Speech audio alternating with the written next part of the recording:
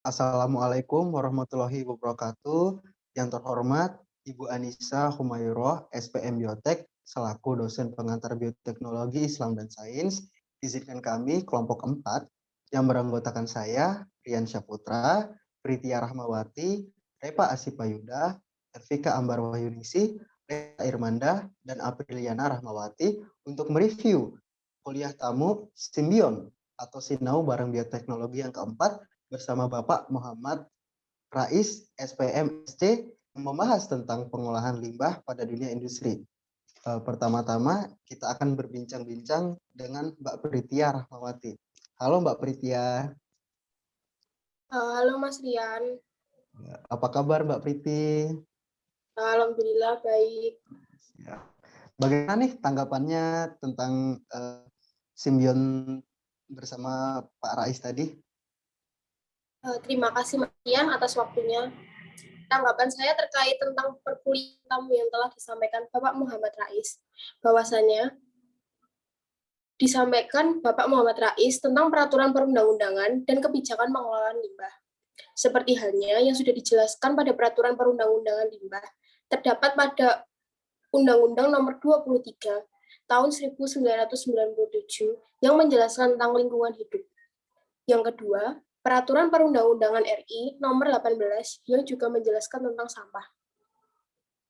Pada bahwasannya, pengelolaan limbah ada beberapa poin.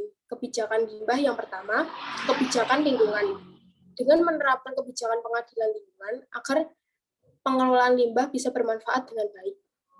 Yang kedua, peraturan perundang-undangan yang sudah saya sampaikan sebagai contoh di atas. Nomor 3, perlindungan konsumen. Pada perlindungan bisa kita sebagai pelajar, kita bisa memforsir keperluan barang yang tidak bermanfaat dan tidak ramah lingkungan. Yang keempat, good environment yang merupakan lembaga pengadilan dinas lingkungan yang berperan sebagai dewan aspiratif. Sekian tanggapan dari saya, Rian. Saya kembalikan kepada Mas Rian. Ya, baik. Terima kasih Mbak Priti atas tanggapannya. Lalu selanjutnya kita akan berbincang kepada Mbak Repa Asipayuda. Halo Mbak Repa. Iya, halo Mas Rian. Ya, bagaimana nih tanggapannya tentang latar belakang begitu yang latar belakangi kebijakan-kebijakan atau peraturan pada pengolahan limbah begitu ya. Silakan Mbak Repa.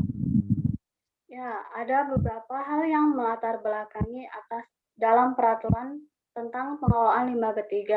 Di antaranya adalah karena peningkatan penggunaan B3 di berbagai kegiatan, lalu peningkatan upaya pencemaran lingkungan, dan terdapat dampak penting atau pencemaran yang diakibatkan oleh pembuangan limbah B3 terhadap lingkungan sendiri. Dan yang terakhir adalah Indonesia telah menjadi salah satu negara yang berpotensi sebagai negara tujuan tempat pembuangan limbah. Dan terdapat dasar pengertian di Undang-Undang Nomor 32 Tahun 2009 tentang perlindungan dan pengelolaan lingkungan hidup, yaitu limbah bahan berbahaya dan beracun yang selanjutnya disebut limbah B3 adalah sisa suatu usaha atau kegiatan yang mengandung B3. Seperti itu, Mas Rian. Wah, iya. Terima kasih tanggapannya Mbak Repa. Berarti sangat sangat ini sekali ya, kompleks sekali ya untuk latar belakang kebijakan-kebijakan atau peraturan dari pemerintah Indonesia sendiri seperti itu. Bahwa Indonesia ini negara tujuan untuk pembuangan limbah dari luar negeri seperti itu. Nah, kita lanjut ke ISO yang sudah dijelaskan Pak Muhammad Rais. Nah, kita akan berbincang-bincang dengan Mbak April sekarang. Halo Mbak April. Iya, halo Mas Rian.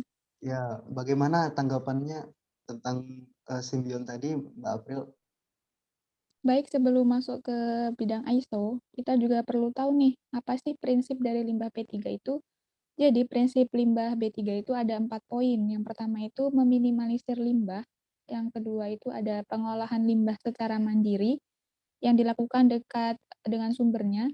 Lalu yang selanjutnya ada perkembangan limbah yang berkelanjutan dan ada input dan output. Lalu baru kita masuk ke tahap penerapan ISO 2015, yaitu ISO 14001, standar sistem manajemen atau EMS itu berlaku secara internasional. Lalu, pentingnya ISO untuk dunia industri itu ada beberapa poin. Yang pertama, keterkaitan dengan banyaknya sektor yang memberikan dampak bagi lingkungan. Lalu yang kedua, itu berdampak pada makhluk hidup yang terutama pada manusia, hewan, dan tumbuhan. Lalu meningkatkan kesadaran masyarakat tentang dampaknya yang diberikan terhadap lingkungan. Lalu perubahan paradigma tradisional maupun berkemajuan. Begitu Mas Rian penjelasan tentang ISO maupun prinsip limbah B3. Ya, terima kasih Mbak April. Jadi kita seperti yang sudah dijelaskan Pak Muhammad Rais juga, jadi kita tahu begitu dengan penerapan ISO dan juga pengolahan limbah B3 ini. Lalu pastinya kita pengen tahu gitu kan apa manfaatnya yang sudah dijelaskan oleh Pak Muhammad Rais juga. Nah, kita sekarang akan berbincang dengan Mbak Lesta Irmanda seperti itu yang akan menjelaskan tentang manfaatnya. Silahkan Mbak Lesta. Baik, Mas. Lalu perubahan paradigma tradisional maupun berkemajuan. Begitu Mas Rian penjelasan tentang ISO maupun prinsip limbah B3. Ya, terima kasih Mbak April. Jadi kita seperti yang sudah dijelaskan Pak Muhammad Rais juga, jadi kita tahu begitu dengan penerapan ISO dan juga pengolahan limbah B3 ini. Lalu pastinya kita pengen tahu gitu kan apa manfaatnya yang sudah dijelaskan oleh Pak Muhammad Rais juga. Nah, kita sekarang akan berbincang dengan Mbak Lesta Irmanda seperti itu yang akan menjelaskan tentang manfaatnya. Silahkan Mbak Lesta. Baik, Mas Rian.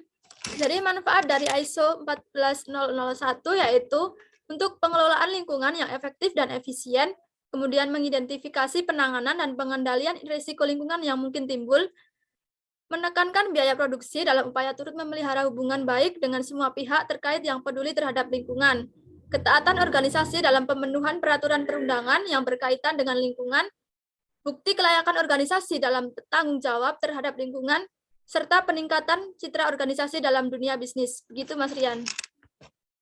Oh iya, terima kasih Mbak Lesta Irmanda. Jadi sangat bagus sekali begitu ya untuk manfaat ISO ini. Lalu kita pengen tahu nih sejarah ISO ini.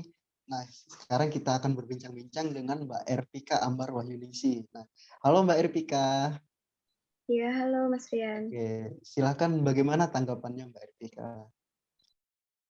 Baik, seperti yang dijelaskan Bapak Muhammad Rais, kita dapat mengetahui bahwa sejarah ISO sendiri yaitu ISO berawal dari bahasa Yunani ISOS yang berarti sama atau setara.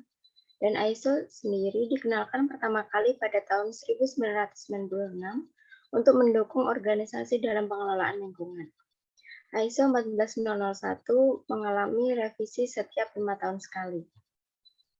ISO 14001 memiliki 4 karakter diantaranya generik, sukarela, komitmen sejalan kebijakan, serta dinamis dan adaptif. ISO 14001 memiliki 2 poin penting, yaitu identifikasi dan evaluasi aspek dan dampak lingkungan, serta kesiagaan dan tanggap darurat. Seperti itu, Mas Rian. Iya, baik Mbak Erpika. Terima kasih banyak atas tanggapannya. Jadi kesan dan pesan serta motivasi mungkin yang diberikan Pak Muhammad Rais sangatlah bagus untuk kita mahasiswa seperti itu ya. Tetapi kesan yang paling berkesan begitu pada saya itu ketika Pak Rais bilang bahwasannya dia menyayangkan kepada pemerintah Indonesia seperti itu yang beberapa faktor dari faktor politik ataupun keuangan untuk pengolahan limbah B3 ini yang masih lalai seperti itu dan juga sangat menyusahkan masyarakat sekitar begitu. Mungkin teman-teman ada kesannya mungkin seperti apa? Silakan.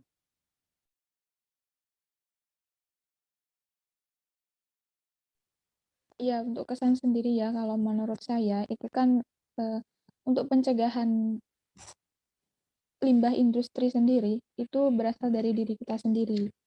Jadi kita melakukan penanganan limbah dahulu, baru kita bisa menerapkan terhadap lingkungan dan masyarakat. Begitu kalau menurut saya. Ya, baik. Terima kasih teman-teman sudah mereview begitu tentang Simbion 4 bersama Pak Muhammad Rais. Yang pasti dengan pengolahan limbah B3 ini kita sama-sama ingin memajukan Indonesia seperti itu. Kita juga sama-sama ingin supaya masyarakat Indonesia lebih sejahtera seperti itu. Begitu saja review kuliah tamu kelompok kami. Kurang lebihnya saya mewakili kelompok memohon maaf sebesar-besarnya. Wabillahi taufik wal hidayah. Wassalamualaikum warahmatullahi wabarakatuh. Waalaikumsalam warahmatullahi wabarakatuh.